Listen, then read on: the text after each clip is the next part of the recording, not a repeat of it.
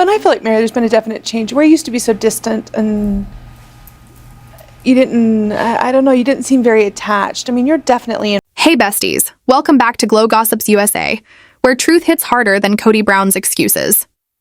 Tonight's story takes us deep into the heart of a man who once claimed to be a father, a husband, and a leader. But now, he's finally cornered by the very consequences he spent years running from. The cameras caught it all. Kody sitting under the bright studio lights, his voice trembling, his ego barely holding together as he admits something that left even his biggest defenders speechless, that he feels nothing for his kids. Not love. Not warmth. Nothing. It was the confession no one thought he'd ever make, and yet there he was, caught in the spotlight of his own undoing. The clip begins with a simple question, one that cuts sharper than any argument.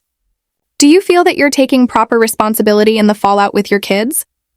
Kody's face tightens, his eyes dart away as if looking for an escape. Then, in a low, cracked voice, he mutters, I don't want to admit I'm wrong sometimes. For years, that's been his silent motto, the shield he hides behind. He doesn't like to be wrong. He doesn't like to be challenged. He doesn't like to look in the mirror and see the man he's become. But in that moment, there was no escaping it. Not from the fans. Not from his family. Not even from himself. The men sitting with him that day weren't his wives, his producers, or the people who usually bend to his charm. They were strangers, ordinary men who didn't buy into his rehearsed humility. One of them cut straight through his polished facade, saying, You cared about everyone, as long as they sang to your tune. The truth landed like a thunderclap. Because deep down, Kody's concern was always conditional. As long as you obeyed him, praised him, and followed his version of family unity, you were safe. The moment you questioned him, you became the problem. And that's what's so painfully clear now. For years, Kody was the architect of his own downfall. Yet he's acted like the victim of it. Every season of Sister Wives has shown him pointing fingers at Christine, accusing Janelle of disloyalty, or blaming Meri for being distant. But never once did he stop to think, maybe the common denominator in all this chaos was him. The arrogance, the pride, the control. It's the same pattern again and again. He thrives in a world where his voice is final and everyone else's feelings are irrelevant. Let's be honest, the only reason he could keep doing this for so long was because TLC gave him the platform to do it. A network that turned dysfunction into primetime entertainment. For over a decade, Kody spun his reality into a fairy tale, the loving patriarch with a special lifestyle. But behind those smiles and family dinners, women were being silenced, and kids were being emotionally abandoned. TLC protected him. They edited out the worst of his rage and framed his cruelty as confusion. They made him the star of a show that should have been a cautionary tale. And let's not ignore the darker truth. While Kody was on national TV talking about spiritual unions and family unity, he was actually committing a felony, polygamy, illegal in almost every state he's lived in. People forget that, but it matters. The reason polygamy is a crime isn't about religion. It's about power. It's about control. It's about men like Kody placing themselves above the law, using faith to justify domination. Women become currency in that world. Children become property, and Kody, he became the face of a system built on submission. He thrived on it. Every wife was another badge of power, every child another symbol of legacy. But now, stripped of that control, we're watching what happens when a man built on ego faces the collapse of his empire. In that interview, when Kody said, I should have had a stronger relationship with my children, for a split second, it almost sounded sincere. You could almost believe there was guilt behind those eyes. But then he hesitated, and the illusion cracked again. Because here's the truth, Kody's not sorry. He's sorry he got caught. Sorry the world can finally see the fractures he tried to hide. His so-called remorse isn't about regret, it's about reputation. He's crying not because he hurt his kids, but because he's being called out. The same tears he shed in that chair are the same ones Robin uses whenever she plays the victim card. It's manipulation wrapped in emotion, and fans aren't falling for it anymore. When he said, I've been wrong, it should have been powerful. It should have been healing. But instead it felt hollow, rehearsed, almost scripted. Like a man who's memorized the words but can't feel their meaning. You can't rebuild trust with words alone, not after years of betrayal, favoritism, and neglect. If he truly meant it, he'd be reaching out to his estranged children, not cameras. He'd be sitting across from Janelle and Christine, not strangers on a TV set. But that's the irony. Kody's apologies never reach the people who actually deserve them. Every time he opens up, it's in front of a new audience. Never his family, never his kids. Because facing them would mean confronting the truth. That his pride destroyed everything. And that's something he can't bear to admit. Even now, he's hiding behind the same defense. I don't like to be wrong. That's not humility. That's deflection. That's a man still protecting his ego while pretending to bare his soul. The saddest part? His children see it. They've seen it for years. They know those apologies are for the cameras, not for them. And the more Kody cries on TV, the more disconnected he becomes from the reality of what he's done. He's like a man living in two worlds, the world he built for the show and the one he destroyed behind it. And now those worlds are colliding. As fans, we've all watched the unraveling. From the early days when he boasted about harmony and faith, to now, when he's sitting under harsh lights, trying to explain why none of his kids want to speak to him. The contrast is heartbreaking. The man who once preached about family unity has become the reason that unity no longer exists. What makes this clip different, though, is that for the first time, he's not surrounded by people willing to comfort him. There's no Robin wiping his tears, no producers cutting away from his breakdown. These men sitting across from him see through it. They challenge him. They push him. They tell him point blank, "You only care when people agree with you." And that's the line that defines Kody Brown more than any other. Because the moment someone stops agreeing, he stops caring. So now the question becomes, what happens next? What does accountability look like for someone who's spent a lifetime avoiding it? Can Kody ever make amends, or is this just another performance in his long-running act? For the first time, it feels like the curtain is lifting, and what's left behind isn't a leader. It's a man terrified of losing control. The world isn't buying the tears anymore, Kody. The audience you once manipulated is now watching with sharper eyes. They've seen the truth, and no amount of emotional monologues can change it. You said you've been wrong, now it's time to prove it. Because words are cheap, but the pain you left behind? That's permanent. And as the music fades and the lights dim, one thing is certain. This was never about being right or wrong. It was about power, and you finally lost It was about power, and you finally lost The next scene opens with silence, the kind that says more than words ever could. Kody sits alone in the corner of the set after the interview, his head bowed, hands gripping the arms of his chair like he's trying to keep himself from falling apart. For years, he's been the man who walked into every room with confidence, a voice that demanded attention. But tonight, that voice is gone. The weight of his own words, "I feel nothing for my kids," echoes in his head like a curse he can't take back. The studio lights dim, and for the first time, there's no one left to defend him. Not even Robin. Back at home, Robin watches the clip on her phone, her expression unreadable. She's seen Kody cry before. She's heard him swear he's misunderstood, that everyone else is cruel, and that he's the only one trying. But this time even she looks shaken. The camera catches her blinking rapidly, as if holding back tears. She whispers under her breath, "Why would you say that, Kody?" But deep down she knows exactly why. He said it because for once he couldn't lie fast enough. The truth slipped out before he could bury it beneath his usual charm. Meanwhile, Christine sits in her living room in Utah, the glow of her phone lighting her face. David walks in, setting down 2 mugs of tea, and she doesn't even notice him. Her eyes are locked on the screen. Kody's face, red and trembling, admitting to the world that he's emotionally detached from his children. A long, quiet breath escapes her lips. He's finally saying it, she murmurs, more to herself than to David. He's finally admitting who he really is. But there's no joy in her voice, only sadness. Because even though she's moved on, she knows that her kids, especially Isabel and Truly, will see this. And it will hurt. Janelle, on the other hand, doesn't cry. She doesn't gasp. She doesn't even flinch. She's sitting on her porch in Flagstaff, the night breeze brushing her hair, and when she sees the clip, she just shakes her head slowly. "He's not sorry," she mutters. "He's trying to make people feel sorry for him." That's the difference between Janelle and the rest. She's done expecting anything from Kody. His self-awareness, his so-called regret, it's always for the cameras.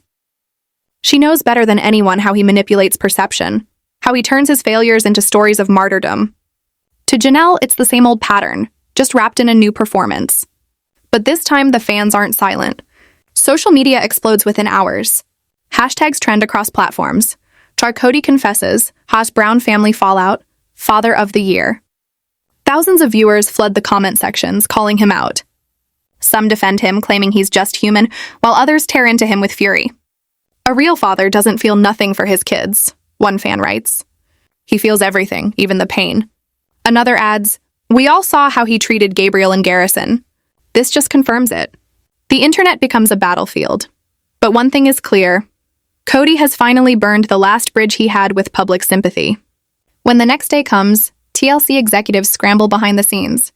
The network that once painted Kody as the misunderstood patriarch is now facing outrage. Inside the production office, a quiet storm brews. Emails fly. PR statements are drafted and deleted. One producer sighs, saying, "We can't keep protecting him forever." Another replies, "He's the show. Without Kody, there is no Sister Wives." But they all know the truth. The man who built their empire is now tearing it down from within. Robin can feel it too. The pressure, the scrutiny, the distance. Every time she scrolls through her feed, she sees comments blaming her, calling her the enabler, the puppet master, the final piece that broke the family. She slams her phone down, breathing hard. They don't know what it's like, she cries, pacing the floor. But even as she says it, there's a flicker of doubt in her eyes. Because maybe deep down, she knows the world isn't entirely wrong.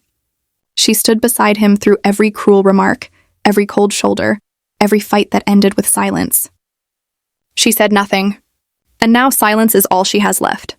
Christine, Janelle, and Meri, 3 women who once called him husband, each react differently, yet the emotion is the same.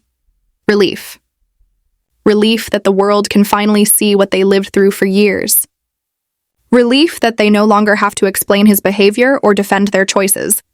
Meri, sitting in her quiet inn in Utah, watches the interview alone. There's no anger this time, just a soft, tired smile. He finally showed them who he is, she says softly. I spent years waiting for that. She looks out the window, the snow falling gently outside, and for the first time in a long while, she feels peace. The man who controlled her narrative for years has finally destroyed his own. But for Kody, the consequences are just beginning. His phone buzzes constantly. Calls from TLC, texts from Robin, missed calls from producers. He doesn't answer any of them. Instead, he sits in his truck, parked at the edge of Coyote Pass, staring out at the barren land that once symbolized his dreams. This was supposed to be our future, he whispers. The dirt stretches endlessly before him, cold and lifeless, just like the family he built on it. Once he imagined homes, laughter, unity. Now all he sees are ghosts, the echoes of children's laughter that used to fill the air. He replays the moments in his head, the time Gabriel cried after he refused to visit, the anger in Garrison's eyes, the silence from the daughters who stopped calling. He remembers the look on Janelle's face when she said, "You've lost them, Kody, and you did it yourself." At the time, he brushed it off as another emotional outburst. Now it feels like prophecy, because he has lost them, not just physically, but emotionally, forever. Robin eventually finds him there hours later. The wind is sharp, the air heavy. She walks slowly toward the truck, clutching a blanket around her shoulders. "You can't stay out here all night," she says softly. He doesn't respond. She opens the door, sits beside him, and for a long moment, neither of them speak. Then Kody whispers, "They all hate me."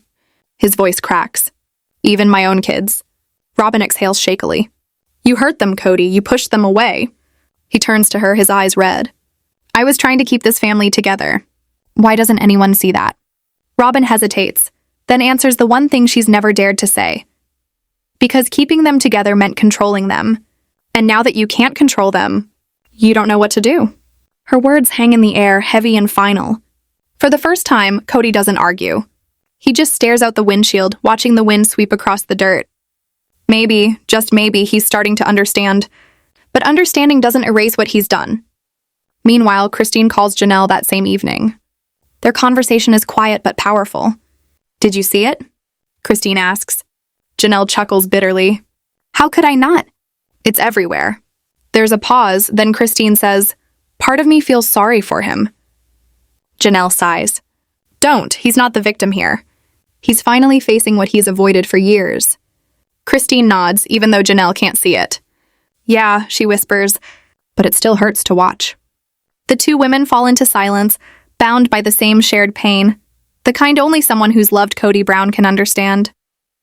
Back at Coyote Pass, Robin gets out of the truck, slamming the door a little too hard. "I can't keep doing this, Kody." she cries. I can't keep watching you destroy yourself and blaming everyone else. He doesn't move. You think I wanted this? He snaps, his voice breaking. I wanted a family that stayed together. Robin shakes her head. No, you wanted control. There's a difference. Her voice softens. They don't need to forgive you right now, Kody, but maybe you need to forgive yourself. And then she walks away, leaving him alone in the cold, his reflection faint in the truck window. A man who once believed he could control everything, now realizing he controls nothing at all. That night, the fans go wild again. Clips of his confession flood every platform. Podcasts dissect every second, analyzing his tone, his expression, his words. He's trying to look remorseful, one host says. But real remorse requires empathy, and that's something Kody's never shown. Others wonder if TLC will finally step in, if the show's days are numbered. But for most viewers, it's not about the show anymore. It's about accountability. It's about seeing a man who spent years hiding behind faith and family finally exposed by his own words. Somewhere in all this chaos, though, a shift begins. Maybe it's small, almost invisible, but it's there. Kody starts calling the kids. Some ignore his calls. Some hang up. Some, like McKelty, answer but keep their distance. You can't just say you're sorry on TV, Dad, she tells him quietly. That's not how it works. He doesn't argue this time. He just listens.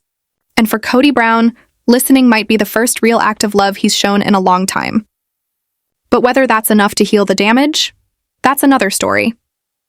For now, all we know is that the man who once claimed to lead a family is finally standing alone. The world is watching. The truth is out. And the question that remains is simple. Can Kody Brown ever be redeemed? Or is this the end of the story he wrote with his own hands? As the music swells and the screen fades, his last words from the interview replay in haunting clarity. I don't like being wrong. Maybe not, Kody, but this time you are, and everyone finally knows it. Kody, but this time you are, and everyone finally knows it. The air in the Special Forces tent had gone still when Kody Brown finally muttered those words that left the entire set frozen. When you own it, you'll do something about it. It wasn't just a line, it was a mirror held up to his own failures, and for a split second, even Kody seemed to realize it. But as quickly as the truth brushed past him, he turned away from it again, like he always did.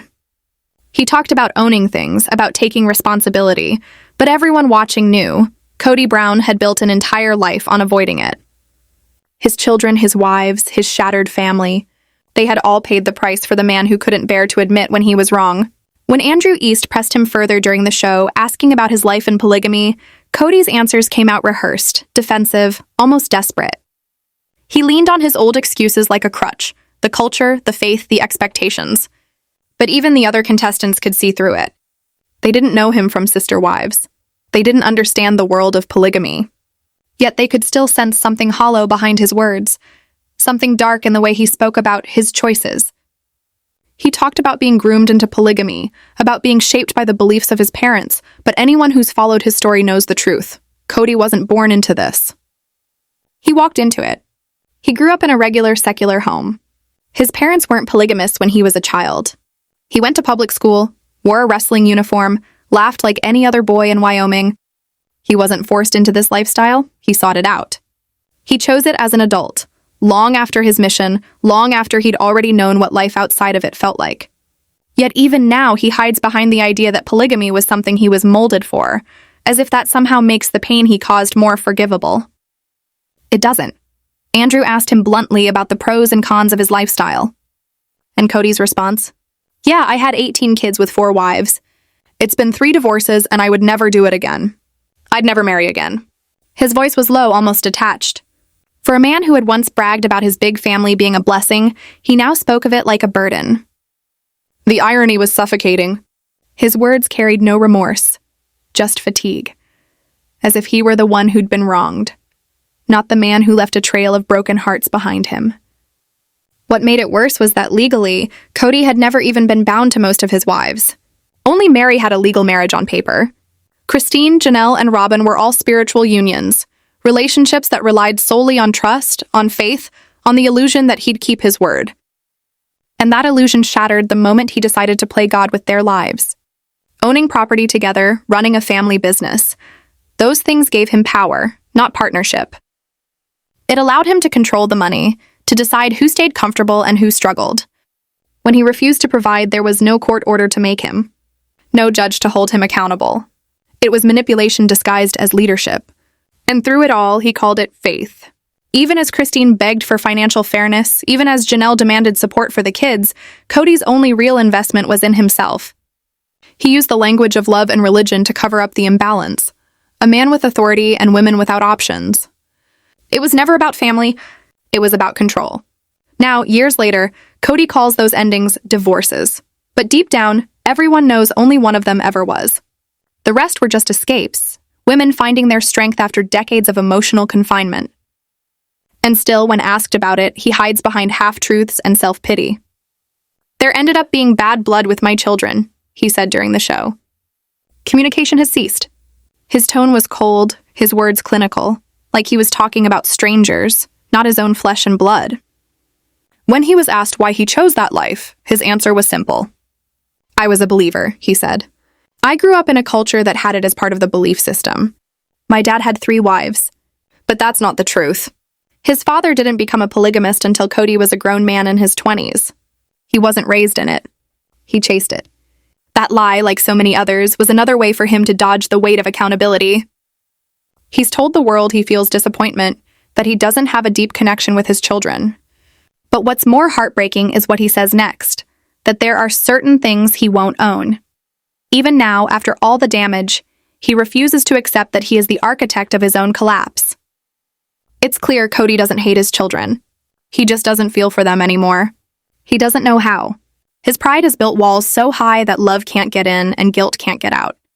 When he says it's unfortunate that he doesn't have a bond with his kids, it sounds like he's talking about a weather report. Distant, detached, void of emotion. But every parent knows that kind of loss should destroy you. It should tear you apart. Christine once said that if Kody had really cared, he would have shown up. She wasn't wrong. A father's bond isn't built on blood alone. It's built on time, presence, and effort. If you want a connection, you create it. You show up even when it's hard. But Kody never did. Instead, he retreated into his pride, into Robin's quiet house, away from the children who still looked for him and the wives who begged for closure. Mykelti has spoken out recently, saying that she would welcome Kody or even Robin if they wanted to visit. But the invitation has always gone unanswered. Christine, too, said she'd allow them into her home, but she knew the truth. That call will never come. Robin and Kody have cut off the world that reminds them of what they've lost. They've built a bubble of denial, where Kody doesn't have to face his kids' disappointment or the pain of his ex-wives. He can pretend that he's the victim, that they all turned against him, and never confront the reality that he drove them away. When he says, "I don't have a connection with them," he isn't lying, but he says it like it's not his fault, as if connection is something that just happens or doesn't, like luck. But any parent knows better. It's the father's job to reach out, to nurture, to protect. Children don't cut off their parents without reason. They react to neglect, to absence, to wounds that never healed. And in Kody's case, he kept cutting those wounds deeper, one choice at a time. That's what makes his admission so chilling. He feels nothing. Nothing for the children who once called him their hero. Nothing for the wives who built a life under his promises. Nothing for the family he tore apart in his own pride. To him, it's all just